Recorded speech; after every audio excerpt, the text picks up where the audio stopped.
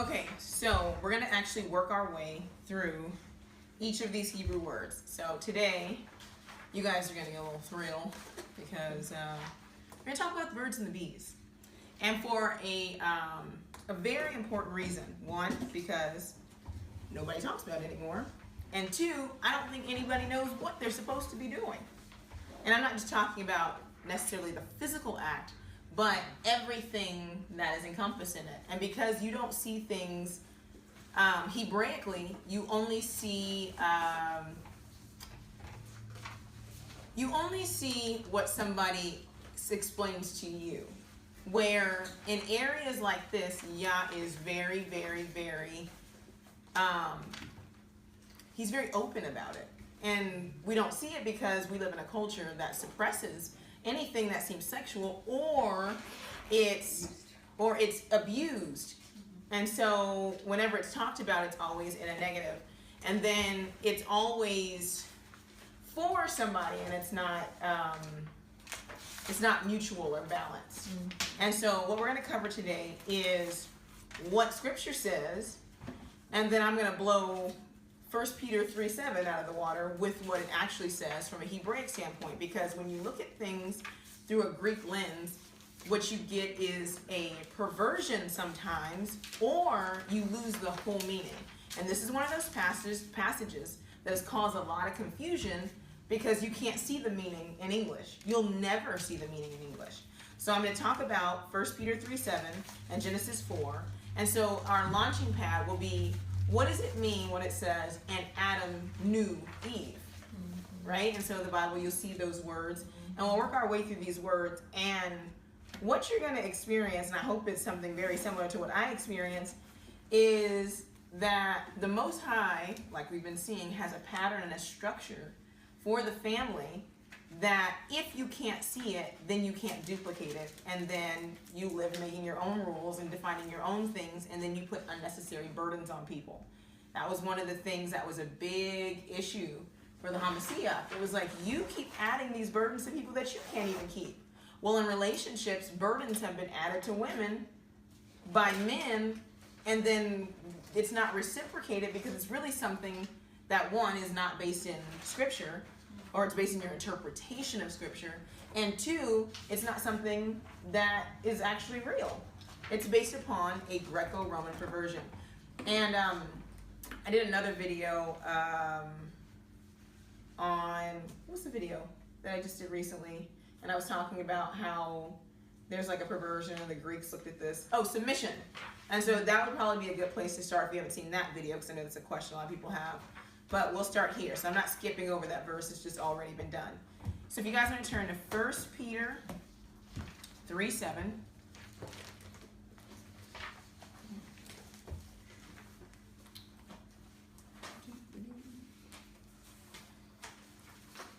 And you have it? Mm-hmm. You want to read it? Yep.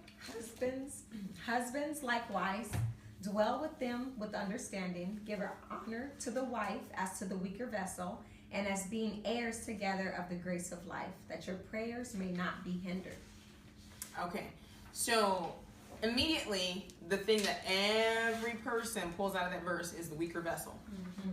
Okay, so it's not consistent with the rest of Scripture. So in 1 Peter 3:7 it says, dwell with her as the weaker vessel. So we have a lot of examples from Genesis all the way through, and obviously in our other lessons, where we talk about what the actual woman's role is and what her actual function is. So we get to this verse and it says that she's weak. So I looked it up in the Greek, and I'm like, well, maybe it just says that and it's a bad English translation. Well, in the Greek it literally says she's sick, she's feeble, she's like frail, like unstable. And I'm like, wow, how is it? Right. How is she a virtuous woman, which means a strong woman, if when you see her in the New Testament, she takes on a different form? So not only does the Hamashiach take on a different form, but even the woman takes on a different form. And the only thing that you have is this dominant male picture, and then every man leeches to that and says, now submit and do everything I say because you're weak and you don't know how to do nothing and you just falling all apart anyways. And you're like, you know what? Maybe that's right. Maybe I should. It's like, that's not what it means. So I'm going to read you. Very, very rarely do I use this translation. I don't recommend it as a actual Bible. But sometimes when stuff is mistranslated or where it loses its meaning in the Greek, the Orthodox Jewish Bible, which is a Bible written by Caucasian Ashkenazi Jewish people, and what it's written for is they're taking the New Testament and they put the cross references for New Testament verses toward the Old Testament, because remember, one thing about Jews is that, one, they don't want to believe anything in the New Testament, and because they believe it contradicts the Old Testament. So what this group of people have done is gone through and then put in the Hebraic understanding behind all the verses. So even if it doesn't have a direct translation, then it's going to have the Hebraic understanding behind it. So this verse, 1 Peter 3:7, is the Orthodox Jewish Bible, and I'll tell you all the words, what they mean. So it says, likewise, Ba'alim, husbands, dwell with them according to the da'as, knowledge, of the Isha as a keli rakah, weaker vessel, showing them kavod as also being yorashim together of the matan, or gift, of the hen v'heser hacharim, so that your tefillos, or your tefillah, will not be hindered. Same exact thing. If you don't know those words, they're right there in your Bible. It reads the same way. But the thing that it gave me the definition for was as a weaker vessel. So, grab my little handy board. So weaker vessel, right? So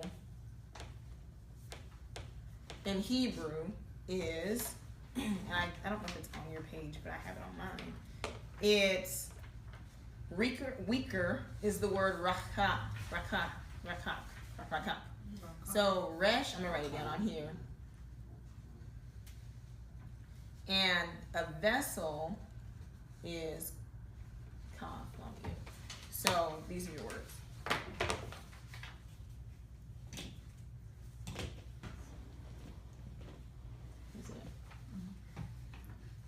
Oh, I'll fix it on there. No, I'm just gonna add it into the actual edit. So weaker vessel, right? So rachak cheli, right? And interesting thing about this is Hebrew is concrete, remember? So if something's vulgar, Hebrews don't care if it's vulgar to you. All they care about is that you got the understanding of what they meant. So this is spelled like this.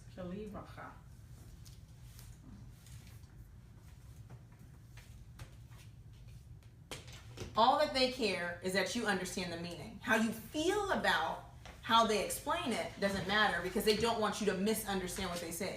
You know how we say stuff and we're like, I do. Right, like I don't want you to miss this. So repeat it back to me. Did you catch that? All right, so offensiveness doesn't matter. So being prudent in their speech, if they're not being vulgar, I'm just trying to get you to get the correct understanding, because if I let you walk away and you don't understand, then we'll be doing what we're doing right now. Women are weak, they need men because they're feeble and they're sickly and they're frail and they can't do anything. It's not what it means. So literally what this means, and you can always fact check me, but I'm going to give it to you fast so we can move on to the other stuff. It literally means, the word rachak means tender, delicate, and soft. Okay? And the word keli, or heli, is a vessel that holds something. So the word actually means the tender vessel that's soft, that holds something. He literally says, handle the woman like you handle your nuts. It's literally what it says. Because they're tender. I swear to you, that's exactly what it says. They're tender and they're soft. It's like, because it literally says balls, but I mean, I thought it says literally, because that is something that a man can immediately relate to. Like, oh no, you don't want somebody to hit you there. Right. You don't want somebody to hit you there. You don't want them to mishandle them. You want them to handle them with care. Like, so what he's saying is, this is something you can relate to.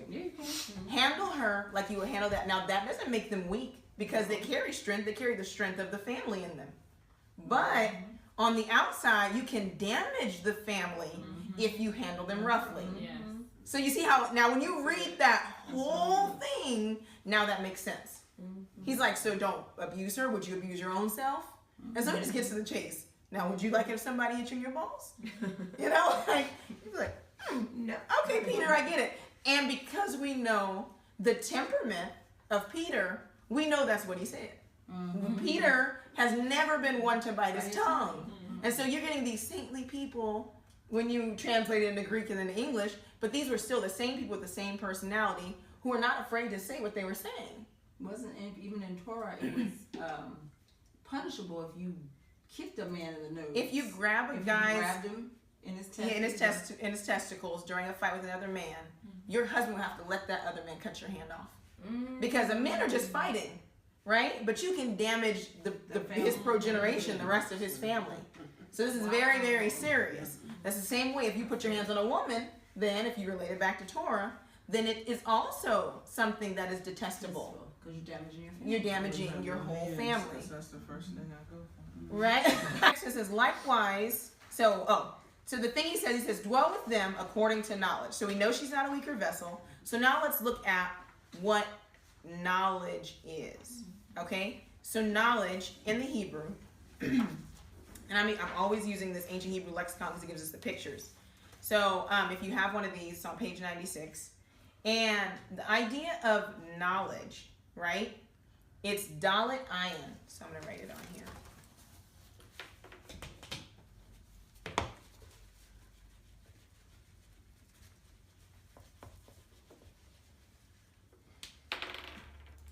So it's a dalet and an ayin. And it's the word da. It's really like da. So it's this. So da. And the word, as you can see, it's a dalet. So it has to do with a door, right? And an ayin. And so this word for knowledge, right, has to do with the idea of an eye, which is obviously to see, and a door. And it means through the eyes, one experiences the world and learns from it. Okay?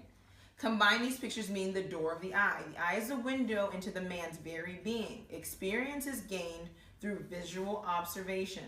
Knowledge is achieved through the experiences that you get through your visual observation.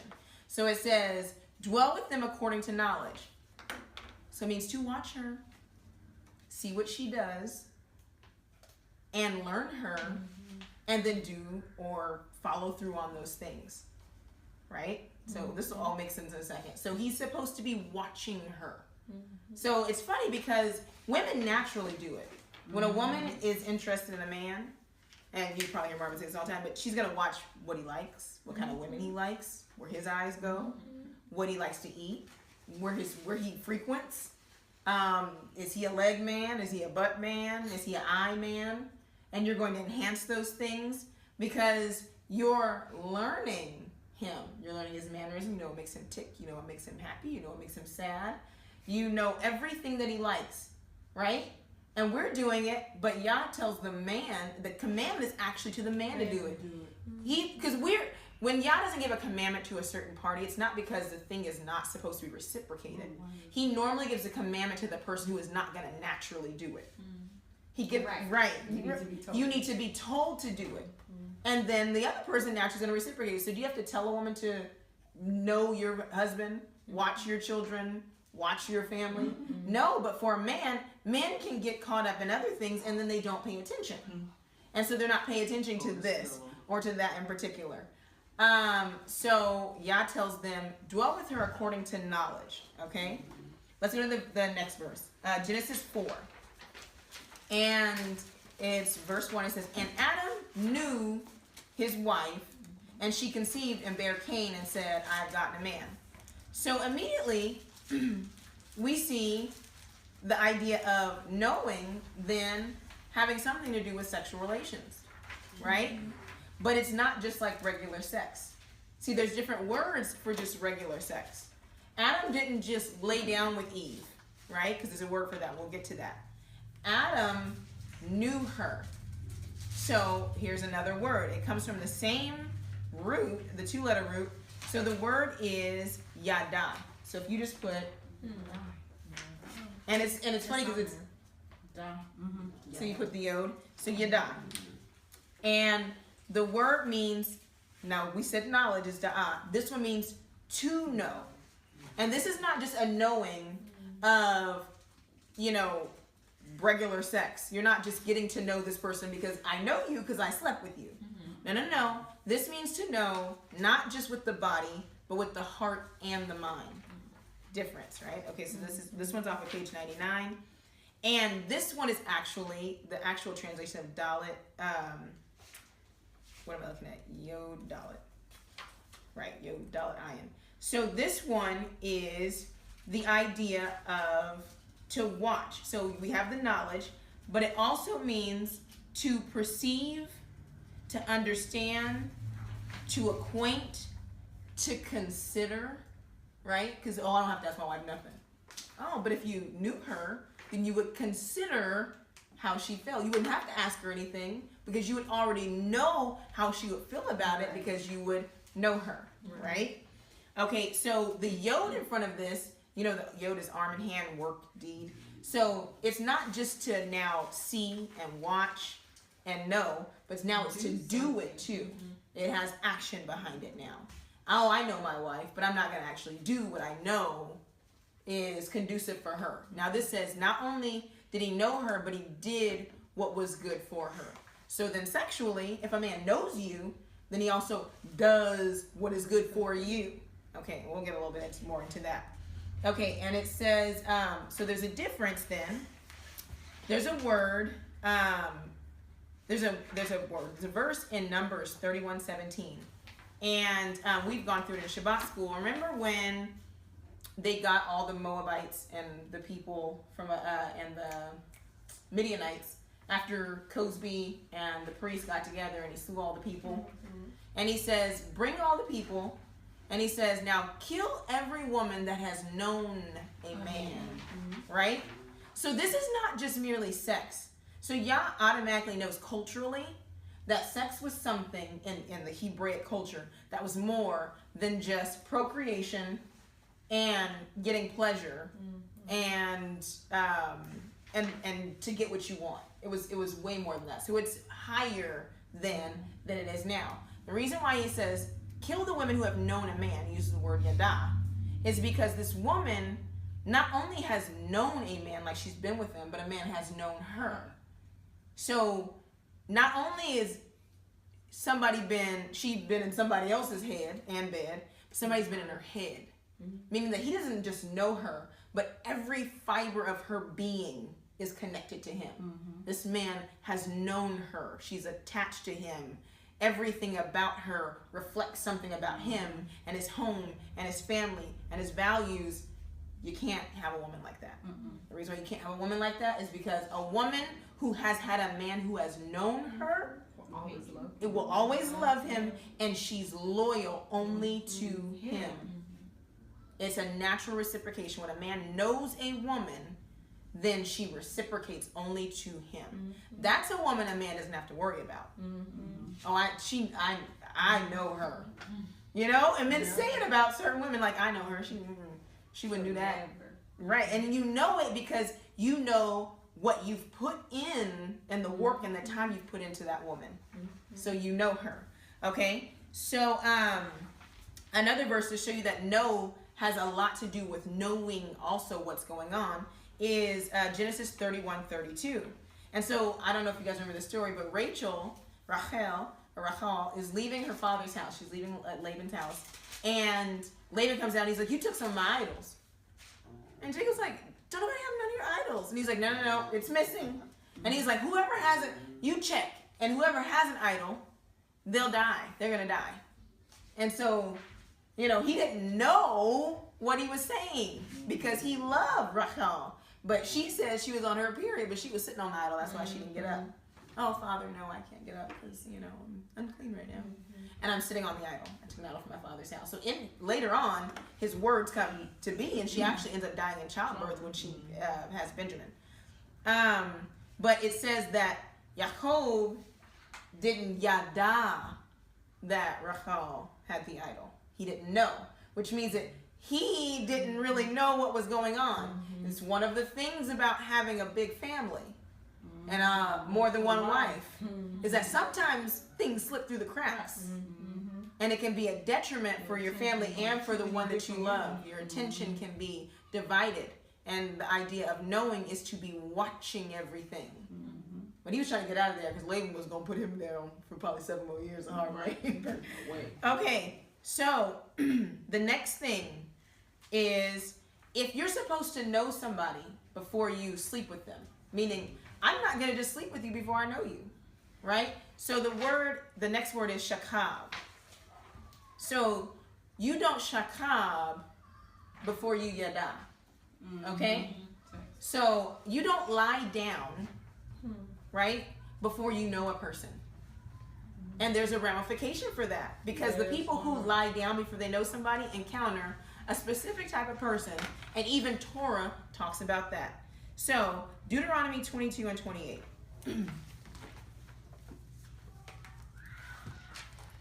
And this is Yah's word is something, it's a force to be reckoned with when it begins to open itself up in front of you, because everything just becomes plain and certain things that don't make sense just all make sense.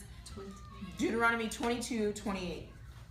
It says, so it's talking about men who take women, okay? He says, but unto the damsel, okay, so start at 25. But if a man find a betrothed damsel in the field, and the man force her and lie with her, then the man only that lay with her shall die. So this is literally rape, okay? So he's supposed to die. God doesn't play about that. But unto the damsel thou shalt do nothing.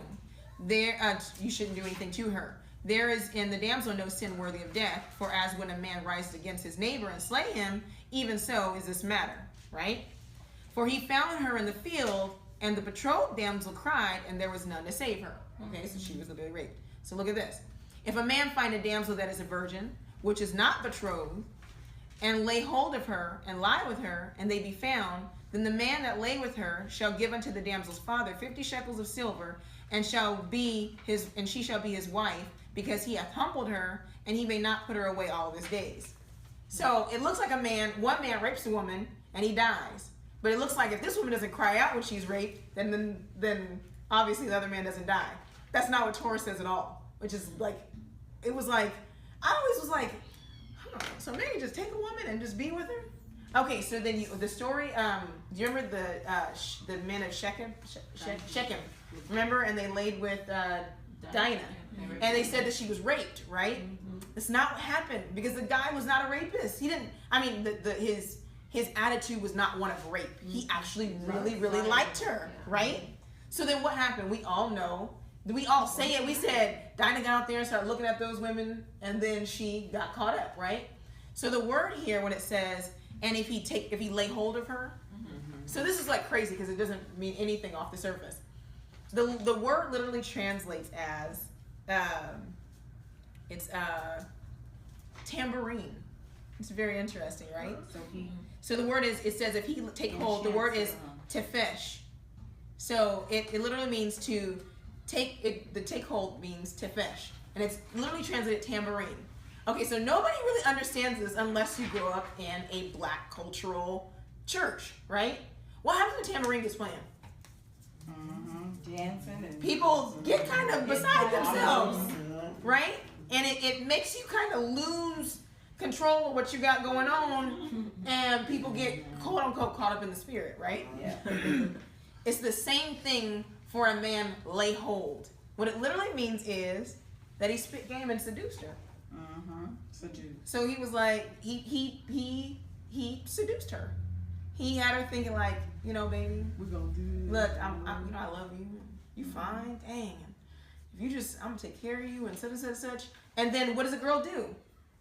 I love you. And then she sleeps with him. My grandma would always tell me that. She would go, don't let a boy come up and tell you that you're cute and that he loved you and then you just sleep with him. She was like, because if he loved you, he wouldn't ask you, right? But you take a person who you see this guy, he's attractive, and like all the little Canaanite girls are like, ooh, he's fine. And then he come up to you and be like, hey, well, I ain't seen you around here. Dang. All these girls want me. He want to talk to me, and he starts spitting his game. And then next thing you know, you're sleeping with him, right? So what Torah says is when you seduce her and you get her to lay down with you, now you have to marry her. See, that's another cultural thing. It was a past cultural thing, but if you slept with a guy, especially if you got pregnant back in the day, he had to marry you. No, you took my daughter. Now she's yours. She's yours. That was not acceptable back in the day. Why? You spit your game and you thought you was slick. You're not going to be sleeping with her and then she's living in my house and I still got to take care of her and you just benefiting from the booty. That doesn't work like that. Yah's the same way. And now you can't divorce her. You can't send her back home because you wanted her so bad that you didn't treat her honorably. Now she's yours. That's why. And she let you, and so she needs to go with you too. Yeah. Right? So the word literally, there's a word there. So the word shakab for when you lay with the person, it literally means to remove their covering. So you uncovered her, right? And so it's the word kav. So kaf bet. So it's a covering, right? And the word shak, so it's shin kof, means to pacify. So you removed her covering to pacify. Now this is where Hebrew gets very, very cool. If you put an aleph in front of that idea of pacify, it means testes. So you removed her covering to pacify your loins. Your loins. So now she's yours, right? So you did that. That's what you did. Okay? So you're not supposed to seduce to pacify your loins. If you do, that woman is yours. Yes, it's yours. Okay? So marriage, obviously, can't have any of these components, right? And we'll get into a couple of others. So marriage is supposed to be first companionship. You need to yada before you shakab. You need to know the person before you uncover them. So everybody thinks that arranged marriages were like this thing where you never saw this person or your parents just picked him and you had to marry him. Well, in Hebrew culture, and most Eastern culture, but definitely Hebrew culture, if you were betrothed, like your parents chose your mate, and they said this would be a good fit for you, you had to meet the person first before you married them, right? You had to get to know them. And if you found that this person was not somebody for you, you could say, woman or male, no. Because you don't enter into a covenant, right, with someone without knowing them. So we're going to go to this next word. It's the word da'at. So it's on page, I believe, 199 of this book. Same thing, dalet tet. So a dalet is a door, right? I mean a tet. Dalet tav. A dalet is a door, and a tav is a mark, sign, covenant, right? So literally, right, you don't enter into a covenant. It literally means law. So it means a picture of a door meaning an entrance. And the entrance, it means entering with a mark, right? When two parties agree to follow the laws of a covenant, a mark is given as a sign of continued allegiance. So when the man enters into the woman, he leaves a mark. And this becomes now a sign of their covenant. And this is where your allegiance is to. You don't just start entering into a bunch of doors, making a bunch of marks, and then leaving. You don't shakab, you don't lie with a person and make a covenant with a person or enter into a person if you have not yada, if you don't know them. Or you get stuck with the ramification of pacifying your loins. Okay? That's what happens. So, marriage is first companionship. You actually have to like and know the person. You should have invested, you should have watched, you should have intently watched, you should know them. Okay? And then second, it's sexual. So then you can see this. The first part of the covenant is the betrothal, where you get to know the person. You know their family. You get to start researching. If you know you're getting ready to marry somebody, you're like, okay, I want to see what he likes and what he knows. Because part of the idea of a bride and a groom or a betrothal is that it's a knowing period. Your mother starts to teach you. You know yourself. You begin learning things. He goes home to his father and begins learning things. We're going to touch on that in a second. And then you guys begin to know one another. There's no sex involved in the betrothal period because sex confuses things. When you're dating is to know, right? To yada, not to shakab, not to lie with. Now, the knowing can turn into the shikab later, but you're not supposed to uncover until you're ready to make a commitment. Okay, so that's for all the young women and unmarried women. Okay, so sex is supposed to be satisfied within the confines of marriage, right? So if sex is supposed to be satisfied within the confines of marriage, then this means that now there has been a covenant that's entered into.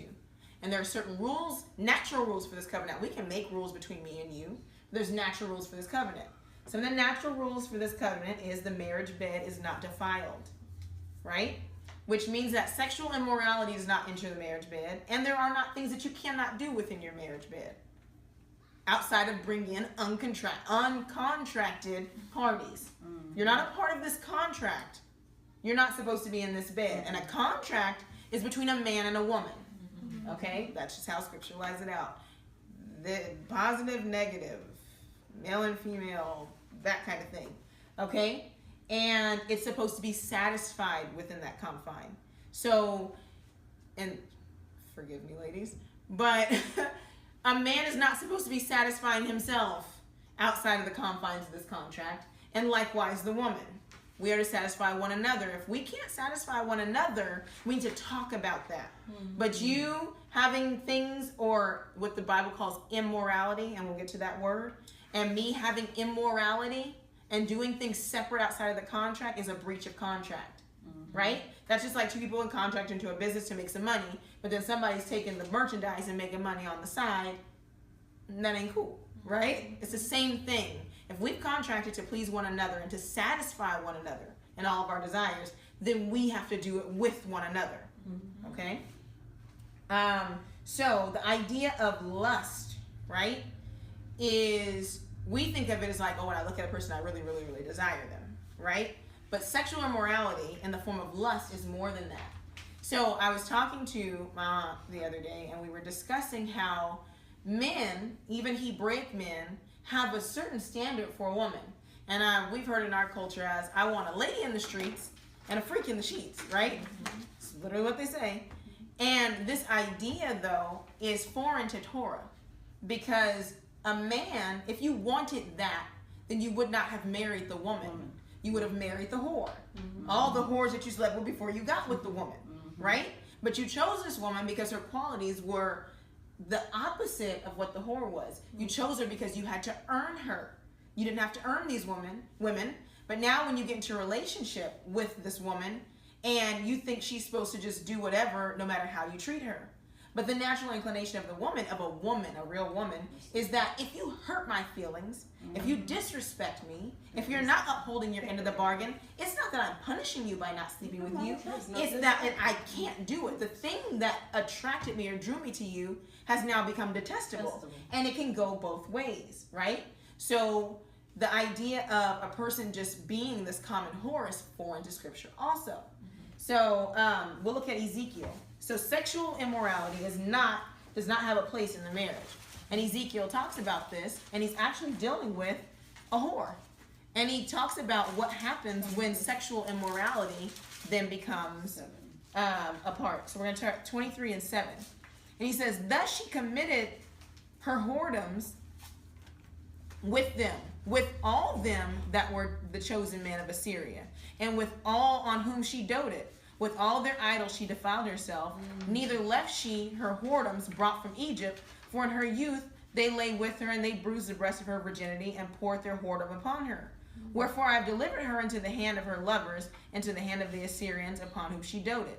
These discovered her nakedness. They took her sons and her daughters, and slew her with the sword, and she became famous among women, for they had executed judgment upon her. If you get a woman that's a whore, and the reason why you don't get one is because she has not had anybody yada her. So she's committed to nobody but her own sexual pleasure.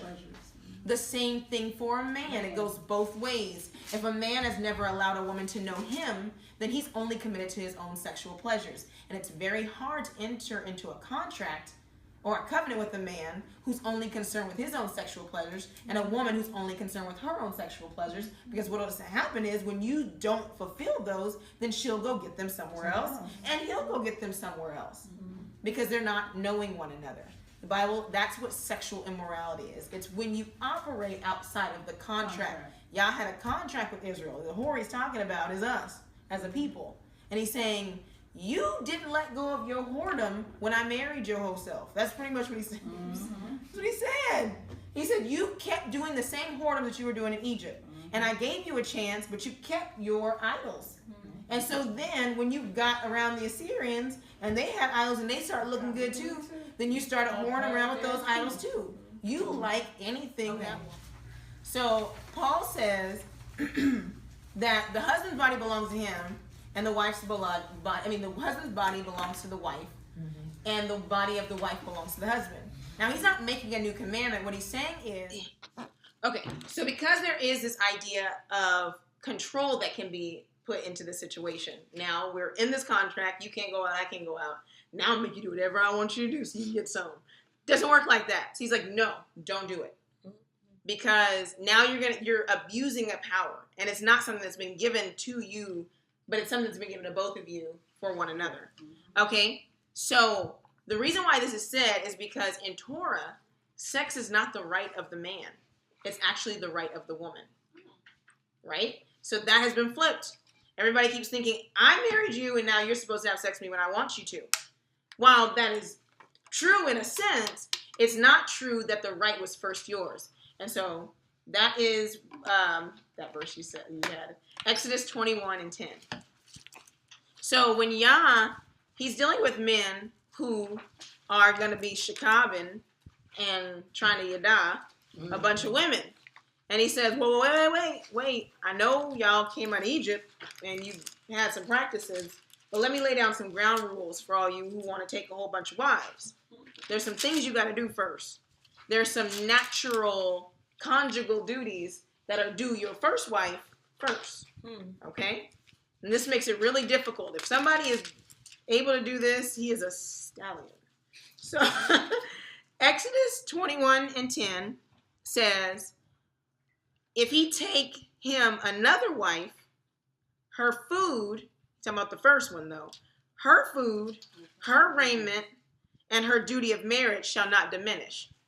So sex is not just for procreation, because a woman can get older and a man can take a younger wife and say, oh, I got her because she's, more sexually, vital and vibrant and all these things. And y'all's like, But first, you have to make sure that she has her food, her raiment, and she has to have sex. And it doesn't mean just when you feel like it. That's the cool thing about how Yah said to things. It's whenever she wants it. Okay? So how this goes is like this. The idea of giving her due diligence. And if he doesn't do this and he leaves her, like she said, you have to let her go and you have to pay her. You have to give her restitution. And so the reason why this is like this is because the idea of yada is not a one-time thing, but it's a continual thing. You're always supposed to be knowing her. You're supposed to be growing in knowledge with her. As she matures, you mature. As she grows and desires other things and more things, and you should be watching her. So the idea of yada is to watch. So it's not, a woman is actually never supposed to have to ask a man for sex. He's supposed to watch her and sees when she needs it, just like food and raiment. You should be watching her and watching her clothes and saying, my wife needs some new stockings. She got a little run in her stockings. Her shoes look a little rough. I need to go get my wife some more shoes. You see, we are so backwards in our culture that women are doing this for men and men are not doing this for women. So if she's hungry, you should be watching her. And you should be like, you know what, baby? It's about... Now, my husband's good at this because he's a timed eater. He eats it like after. So it's noon. You hungry? You should be watching. You should be checking with her to see if she's hungry. Those are your duties. The same thing with sex. You should be watching her. You should be... Men act like they can't catch subtle hints until it comes to sex. Man, you can twitch and be like, you want some? You're like, my neck is hurting. And no, I don't want you to rub it. Like, it's that serious for them. So he's saying you should know when she wants to have sex. And so if you are trying to have 6, 7, 8, 9, 10 wives, then you can't be watching her. You can't be watching all of them. And what happens when you get a house full of sexually frustrated women? It's all bad. It's all bad. Okay? So a woman should be cared for. And guess what happens? Yah does not have to tell a woman then, and his needs shall not diminish. Paul says it, but Yah doesn't have to tell the woman. Why? Because if there's a man who's paying that close attention to you and watching you and making you're okay and that you're fed and that you're satisfied all the way around, the natural inclination of the woman is to reciprocate that same thing back to him. He doesn't have to worry about it, right? So the idea of this reciprocation, right? I mean, this idea of how he's watching her is the word ayin nun. So it's an eye, and we talked about this before. It's an eye watching the seed. Remember I told you that the idea that it has like a person with a brow is because a person is intently watching for everything. It's like when a mom, when you're looking at your stomach and you watch for a baby to move, and if your belly does that little thing like this, you have to keep your eye close to the baby small. Because you're like, only makes a little flicker. You're like, did you see that? Did you see that? That's how the man should be watching his wife. He should know everything about her. He should know when she moves. And most women hate that about a man. But when you think about it, when you have a man like that and he's watching you, then you know. I have a goddad / cousin uncle who buys his wife underwear, right?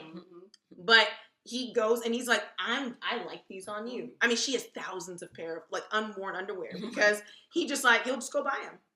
You won't, and he's serious about it. It's not a game. Like we would go places and me and my cousin, and he'd be like, you think she like these? Like, those are cute, and he's like, buy them. And she was almost getting tired of it, but you see, she's watching her. Oh, she likes these kind. Okay, if she likes these, I'm gonna get her kind with the lace on them, but they're the same. You know what I mean? So then guess what? She's gonna wear them for him, right? So you're watching me. You're engaging. Men think that, and this is like the most annoying thing for women, sex is not something where it's when you get in the bed and like, ooh, now there's a warm body next to me. It's there. This happens all day. So you should be engaged all day on some level. If you know me and you're watching me, you should be checking out, he cares. Oh, that's cute. We were just having that conversation. Like, the most annoying thing when you're young is a guy who cares too much. You're like, ooh, he doing too much. But then when you get older, you're like, oh, I just want a guy that do too much. I want a guy that cares, and I want a guy that says, oh, I just can't wait till you get home. Well, I'm gonna, you know what I mean? Like that thing. Well, the man who's dying a woman, he's making sure that she's taken care of. So how impossible is it for a woman to actually engage in sex when she's not yadad, when the man doesn't know her? So if you're not watching me intently, then you don't see the fact that I cooked, I've cleaned, I've homeschooled your kids, I've washed all the clothes, I've made you dinner, and now you want me to go get dressed, do my hair, stay fit, get sexy, light candles, run a bath, and then woo you? It's not that it's impossible, but what if you're watching me and you're seeing all that I'm doing, and then I'm done, and I put the kids to bed, and I close the door, and I walk the room, and now there's candles, and this, I'm like, well, dang, I was tired, but I ain't tired no more. You see how that works? You want me to do everything. And then you don't want you to have to do anything because you have a backwards, lazy eye. I want to call it that. It is. You're supposed to be watching me intently, but your eye wanders. You know what I mean? No, but if you're watching, you'd be like, you know what? I'm going to pick up where she left off. She handled all this. I got this. And vice versa. If you have a man who's doing all these things and he's a better person domestically than you are, then you turn around and you reciprocate. Well, like, dang, I got you. I'm going to put on my A game. Yeah. You know what I mean? Like, it's supposed to go both ways. So, next thing. All right. Sex is supposed to be satisfied between the husband and the wife. We talked about that. Talked about that. Okay. Next one. I'm just going through these. Okay. So, that I brought up this. So, the idea of offering sex does not mean just climbing on top of her in the middle of the night or placing her hand on your erect lower area unannounced, only to be upset when she turns it down. There's no engaging. There has to be more than that within this, okay? So, the idea that a woman is supposed to seduce a man is foreign to scripture also. That's also a trait that is a whore trait.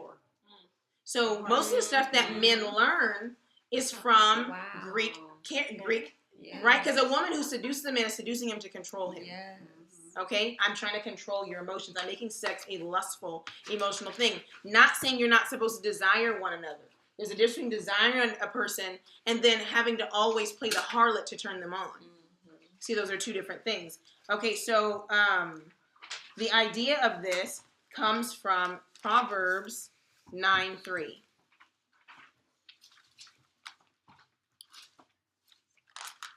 One of the things that we're going to have to get in check as a nation coming out of captivity and dealing with a lot of sexual immorality is the idea that every sexual act has to be immoral. Like, you can never connect because everything is so profane.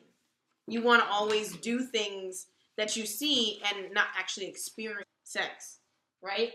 Everybody's always out for themselves. Okay, so this idea of a woman having to seduce a man, right, comes from this passage. It says, wisdom hath builded her house, and she hath hewn out her 7 pillars. She hath killed her beast. She hath mingled her wine. She has furnished her table. Okay? She done killed the food. She has cooked the food. She has made her house look nice, right? And she has sent forth her maidens. She has cried upon the highest place of the city. And then she done called out, hey, go call him. I'm ready. I done laid everything out, right? Whoso is simple, let him turn in hither. As for him that wanteth understanding, she saith unto him. Not simple as in stupid. She means the one who wants the good thing. The one who wants these things that are pleasurable and easy. I'm not making you work for nothing. You don't have to work for this. This is my natural reciprocation for somebody who wants this, right? The word for understanding is binah. It's the same root word as the word for, and Yah formed man and he built woman, right? So this man knows some things about this woman, and she don't have to put all this out there for him to know that she got what she got. Mm-hmm. All I gotta do is cook you a meal, invite you in, you look around and like, this is somebody, this is nice. This will work. Right? And he says, come eat of my bread and drink of the wine which I have mingled. So she don't have to be all nasty. Come down and eat. Drink a little wine. You eat and drink a little wine. You'll be all right. Right? Forsake the foolish and live. Go in the way of understanding. He that reproveth the scorner getteth to himself shame, and he that rebuked a wicked man getteth himself a blot. Reprove not the scorner. You rebuke the wise man, and he will love thee. Right? So this is a woman who not only lays it out in very simple terms, also you sit down and have a conversation at the table. And I'm going to learn you something too before all this, you know. And so she says, so the fear of Yahuwah is the beginning of understanding. And so let's go a little bit further. The foolish woman, verse 13, is clamorous, and she is simple, knoweth nothing. For she sitteth at the door of her house on a seat in the high places of the city. So she ain't done nothing. She ain't cooked. She ain't cleaned up. She's sitting at the door to call passerbys who write on their way. Whoso is simple, right, let him come in hither. And as for him that wanted understanding, she said to him, stolen sweet waters are sweet, and bread eaten in secret is pleasant. Mm-hmm. But he knoweth not that the dead are there, and that her guests are in the depths of hell. Mm-hmm. Right? So this idea of a seductress, I'm not going to do nothing. I'm just going to sex you up. So I'm going to look good. So this is the woman who always looks good. She always got it going on, but she don't have nothing going for herself. But she done seduced you into her house, and the dead are there. Mm-hmm. Meaning a lot of people have come through there, and she don't know nobody, and don't nobody know her. Right? Because you're simple, because you didn't want understanding. She's like, don't understand me. Don't even get to know me. You don't even have to get to know me. All you got to do is come get some. Right? Where a woman, where you think she's withholding a woman, what she's saying is, come eat. Come sit. Let's drink. Let's talk. Get to know me. Let's have a relationship. And then all the other stuff is just natural. Right? So this is that type of woman. The next one is the idea that sex is an experience. Okay? So the idea of sex is not supposed to be something that's like wham bam, thank you ma'am. I mean, there's a time, I'm sure, for that when there's desire. If it's mutual, you know, sometimes you don't have all the time in the world. Right. But kids is coming. Right. It's a quickie. Right. You gotta go back to work. Right, so you just, you know, I'm not going to leave you wanting. So, we'll finish this later. Okay, so there's a place for it, but it's an experience, okay? And so it's not just something for physical pleasure, though, right? Mm-hmm. So Solomon, right? Solomon is another person I really like. I would have liked him because he is a very wise man, and I would have liked for some of these men to know him so they could talk to him also. He did a lot of wrong things, but the reason why he got in trouble for doing the wrong things is because he knew better. Mm-hmm. So Proverbs 5:19. So Solomon is talking to his son, right? And he says, let thy fountain, 5:18 says, let thy fountain be blessed and rejoice with the wife of thy youth, right? And he says, let her be as the loving kind and a pleasant roe. Let her breast satisfy thee at all times, and be thou ravished always with her love. Mm-hmm. So, this word ravish, me and Marvin, oh my gosh, this is hilarious. I'm not going to tell you guys any kind of sex stories, don't even trip. This idea of ravish, we looked at this word ravish. And so we were looking at what it meant. The word ravished here actually means to err. To err, like to err, to do something in error, but in error. Okay? So it means that you're so ravished with her, at first I thought I meant this, that she can lead you astray because you're so in love with her. Right? But Solomon is Solomon. And Solomon had a lot of wives. So Solomon was talking in a whole other direction. He's saying this. What he's saying is let her satisfy you, meaning that you constantly want her, be ravished with her, and that you want her. But it literally means this. The word is shag, right? Shin gimel. And it literally means to err. So it means to literally have a double burden. It means when your work is finished in error, it must be done again. Mm-hmm. What he's saying is, do it over. Do it like you erred. You didn't do it right the first time, and then go back and do it again. You didn't do it right that time, and don't stop until you've done it right. Mm-hmm. So this idea of sex being selfish is foreign to the Hebrew man. This is what the men were supposed to be teaching their sons. Well, the women are supposed to learn to reciprocate and do all these things. The man is supposed to learn how to please. The pleasure is the man's job. The conjugal right is the woman's. He's supposed to be satifying her. And in return, she satisfies him. So he can't help it. Right. It's going to happen for you. So then make sure, if you don't think you did it, do it again. And maybe one more time. And maybe one more time after that. Just to make sure that you did it right. Right? And then be satisfied. Right? That's what Solomon's telling him. Act like you did it wrong. If you have to think about it. And then be satisfied. Because if you're satisfying her, guess what she's going to do? She's going to go over and beyond to satisfy you. So selfish sex is evil sex. And evil meaning ra. It means dysfunctional. It does not function because only one person is satisfied. Mm-hmm. And when only one person is satisfied, then the contract is lopsided again. Right? It is. So it can cause distress. It can cause distress and destruction. Right. Yes. Transgressing. No, my Bible said enraptured. Right, to be caught up, to be just totally engulfed. Okay, so if this is the idea that sex that is one-sided is evil, right? And it's supposed to be an experience. As you can see, that's an experience. So it's also supposed to be mutual, and it's not supposed to be manipulated. So we dealt with that with the what was the word I gave you? Shakab. So it's supposed to be mutual, meaning you're not supposed to manipulate. You're not supposed to do the tambourine, make her dance and get what you want. You're not supposed to whore the daughters of Zion. You don't seduce her and then uncover her and then trash her and throw her out. Then you turn her into a whore. Because a woman, if she was a virgin and you ignited her sexual desire, then she's going to have to meet that, right? And then on top of that, now you've stolen from her family because the woman, what happens with the woman, this is funny. The reason why the family gets a dowry for the woman is because when you take a woman out of the house of her father, you take work away from the house. See how it's not the other way? Now you're gaining something by taking my daughter. She's going to add fortune to your house. She's going to have children, and she's gonna grow your home. So when you take her, then you have to give something. Same way with the Levite. When you had to purchase if you wanted to have your son not go and work in the temple, then you had to pay something because you're taking something away from Yah's house by not permitting them to work there. The woman is the same way. Okay? So, sex is mutual, not manipulated. Selfish sex is evil. And sex is never supposed to lower a person's self-esteem. So the last point. So, Genesis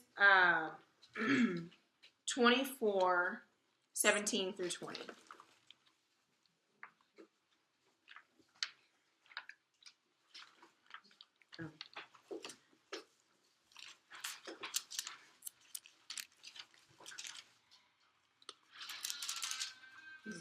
Genesis 24, 17 through 20. And it says, and we'll be done right after this. I know we were long. It says, and the servant ran to meet her, and we're talking about Rebecca, right? And said, let me drink a little water from thy pitcher.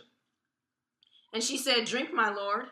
And she, Adoni, right? And she hastened and let down her pitcher upon, gave him drink. And when she had done giving him drink, she said, I will draw water for thy camels also, until they have also done drinking. And she hastened and emptied her pitcher into the trough and ran again into the well to draw water and drew for all of his camels. So this is a test for her, right? So the word here is found on page 192 of this book, but it's arah. Arah. And this is actually a very, very, Which very... word is that? Arah. But what? Oh, ayin, resh, hey. It's right here. But what English word is it? Oh, it's the idea she's emptying her. Okay. So I was gonna read it. So ayin, resh, hey, and it's on page 192. So this has to do. Excuse me, my voice went out. So this has to do with the idea to remove something, right? Pour out until it's empty. Okay? And so this idea that sex is never to lower self-esteem is you're never supposed to take away until she's empty. You're not supposed to take it. When you take it and you make it empty, it becomes bare. So I'm sorry. Because I want this picture. I want this to stay in everybody's head. What does arah mean? Now, that's why I was going to pull it out of here. Because I was going to give you an abstract meaning, and I know better. So it means to literally, it's the same word for when it says to uncover someone's nakedness, right? It's the ayin is a picture of an eye, and the resh is a picture of a man. So it means to see the man. So it's when the enemy is captured, he is stripped of his clothes to the skin and carefully watched. I've shared this word with you guys before. So for the woman, for this arah, it means to uncover. And it means to remove the covering, to remove the contents of a container, or to destroy a city. So it has to do with the idea to leave something empty and destitute. Okay? Mm-hmm. So what she did was she poured out until she had nothing left. And so in this sense, it was a beautiful picture because when you're talking about a matriarch of a people who are going to be the Hebrew people, she marries Isaac, right? She was somebody who was going to give her all in order to, she was a servant. Mm-hmm. She was going to pour out her all. Mm-hmm. So what she would need is a man who wasn't going to take it because he already knew she was going to pour out her all. She was going to give her all. So the idea is to never leave a person empty.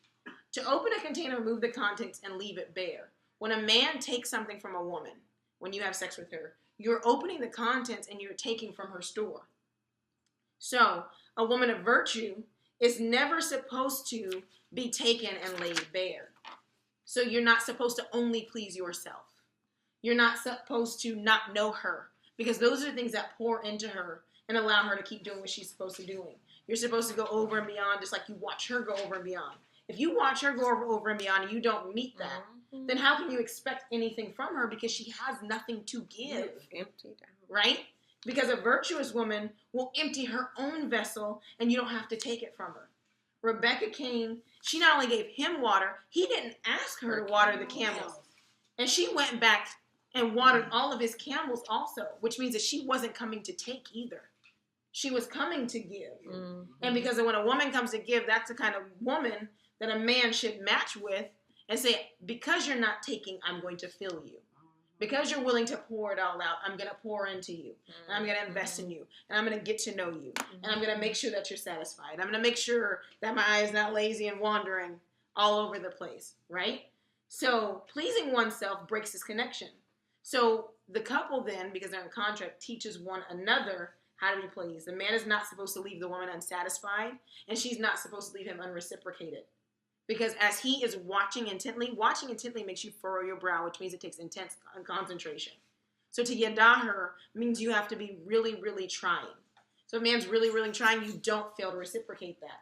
And if a woman is pouring out herself, then you don't fail to reciprocate that. Sex is not something that is used as a tool in order to satisfy your lustful deeds and pleasures. It's done within the confines of a contract in order to flourish and build the family. Right? So it's done in love. And if you want to further on love, there's a video on love. But it deals with the idea of one giving to two. The aleph giving to the bet. To increase and to flourish and to sacrifice in order for the family to continue, in order for there to be balance and order within the family. And the only time there's order is when things that Yah put to be beautiful are not taken out of context and abused.